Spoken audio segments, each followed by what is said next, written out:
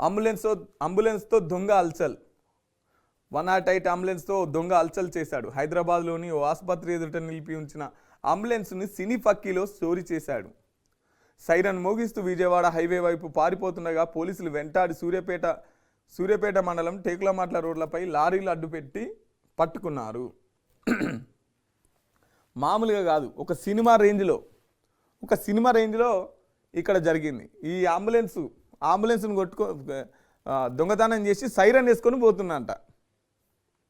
So దీని వెనక police వాళ్ళ జీపు, ముంగట అంబులెన్స్ వెనక పోలీసు వాళ్ళ జీపు.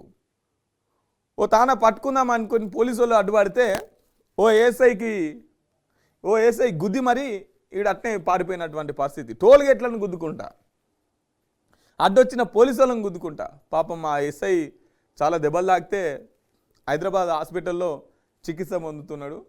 యోగిసొంటి దొంగలు లాభం అయ్యారు. దొంగకు చెప్పే లాభం అంటారు కదా, వానికి ఏం దొంగతనం చేయాలో కూడా అర్థం కాదు. అంబులెన్స్నే దొంగతనం చేద్దాం అనుకోండు. మొత్తం మీద అయితే పోలీసు వాళ్ళు మొత్తం రోడ్కంతా లారీలు అడ్డం పెట్టి పోలీసు వాళ్ళు పట్టుకున్నారు. నిన్న